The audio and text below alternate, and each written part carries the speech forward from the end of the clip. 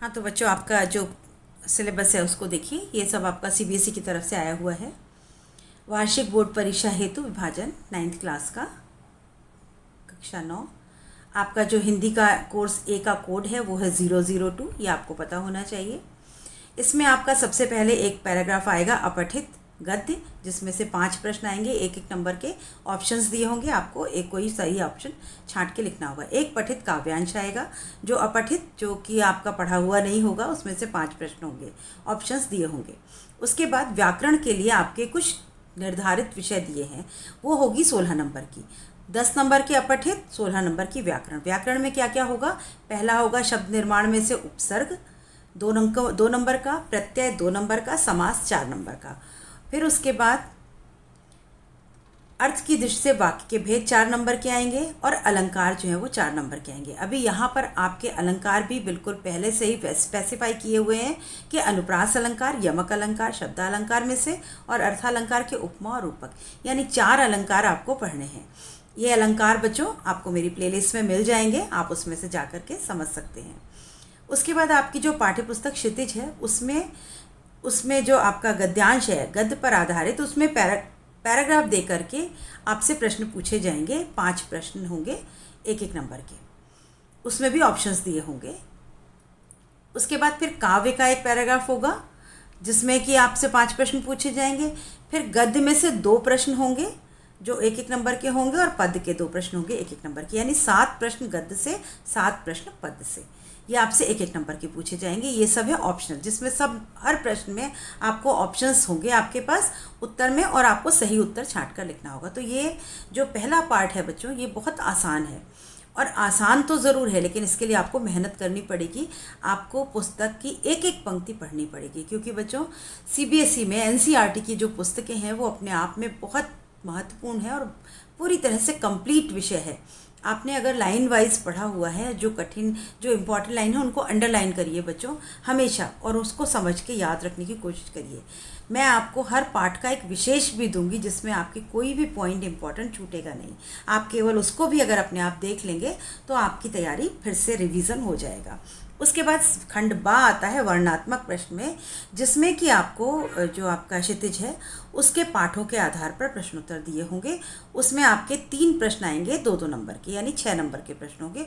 2 number के प्रश्नों का मतलब होता है या तो आप 2 पॉइंट बना के लिखें बच्चों, या 3 से 4 पंक्तियों में आप उसका जवाब दे दें। फिर काव्य खंड में भी इसी तरह से 3 प्रश्न हो गए 2-2 नंबर के, 6 नंबर ये हो गए, 6-6 12 नंबर ये हो गए। अभी जो आपकी पूरक पुस्तक है कृतिका, उसके 8 नंबर के प्रश्न आएंगे, 12 और 8 20, यानी उसमें आपके जो प्रश्न होंगे वो 2 प्रश्न होंगे 3-3 नंबर के। 3 नंबर का मतलब है आपको थोड़ा बढ़ा के एक्सटेंडेड आंसर अपने विस्तार पूर्वक लिखने होंगे। 3 पॉइंट बनाइए, या आपको उसमें 6-8 पंक्तियों में उसका उत्तर देना होगा। लेकिन बच्चों ये 2 नंबर भी बहुत इंपॉर्टेंट है, तो कृतिका आपको पढ़नी पूरी ही पड़ेगी, है ना। पूरा सारांश पढ़ना होगा, और इम्पॉर्टेंट जो उसकी वाक्य हैं उन पर ध्यान से पढ़ना होगा। लेखन कार्य अब आता है राइटिंग पार्ट। राइटिंग पार्ट आपका 20 नंबर का राइटिंग पार्ट है।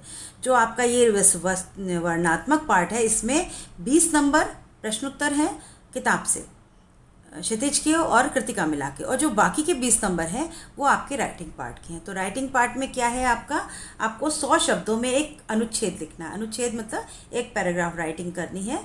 कई विषय दिए होंगे, उसमें से छांट कर किसी एक विषय पर आपको 6 नंबर में अनुच्छेद लिखना है।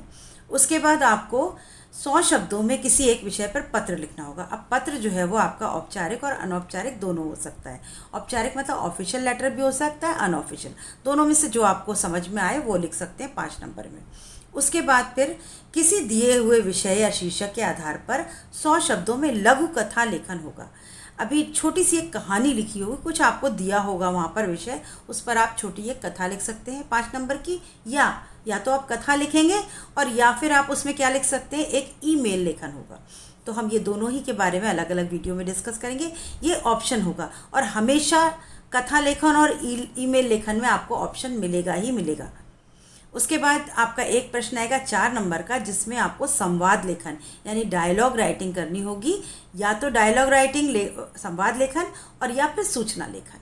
सूचना जो है वो भी आपकी व्यवहारिक जीवन, जो हमारा आसपास की जो जीवन में जो काम चल रहे होते हैं उनसे संबंधित कुछ सूचना, किसी को कोई नोटिस देनी हो, नोटिस राइटिंग, तो या तो आपको डायलॉग राइटिंग लिखनी है या नोटिस राइटिंग, संवाद लेखन या सूचना लेखन में से कुछ एक लिखना होगा। तो ये भी फिक्स है। तो 4 नंबर का ये हो गया, 5 नंबर का आपका लघु कथा लेखन हो गया, 5 नंबर का पत्र हो गया और 6 नंबर का आपका अनुच्छेद हो गया। तो 20 नंबर ये हो गए। 20 number writing part, 20 number descriptive answers, 40 number. बाकी के 16 नंबर आपके हो गए ग्रामर के बच्चों, और साथ में बच्चों 10 और 14 यानी 24 नंबर के आपके हो गए प्रश्नोत्तर जो अपठित होंगे, और नंबर की व्याकरण। 40 नंबर का ऑप्शनल पेपर, 40 नंबर का डिस्क्रिप्टिव पेपर, ये आपका सिलेबस होगा। अभी इसके में हम बात कर लेते हैं कि कौन कौन से पाठ हमारे पुस्तक में नहीं हैं या हटा दिए गए हैं। तो उसमें देखिए, आपकी जो काव्य खंड में केदारनाथ अग्रवाल का चंद्र गहना से लौटते बेर पूरा पाठ हटा दिया गया है। चंद्रकांता देवताले का यमराज की दिशा पूरा पाठ हटा दिया गया है। गद्य खंड में चपला देवी नैना साहब की पुत्री देवी मैना को भस्म कर दिया गया, पूरा पाठ नहीं पढ़ना है। हजारी प्रसाद द्विवेदी का एक कुत्ता और मैना पूरा पाठ नहीं पढ़ना है। उसके अलावा कृतिका में माटी वाली नहीं पढ़नी है, और एक किस तरह आखिर में हिंदी में आया, ये पाठ आपको नहीं पढ़ने हैं। यानी 6 पाठ आपके सिलेबस में से कम कर दिए गए हैं और बाकी आपको पढ़ने हैं। तो बच्चों, इसी के आधार पर हम अपनी पढ़ाई करेंगे। मेरे हर विषय पर आपको वीडियो पे मिलेंगे, आप उन वीडियो को पढ़िए और अपनी तैयारी पूरी करिए। मिलते हैं नेक्स्ट वीडियो में। Thank you.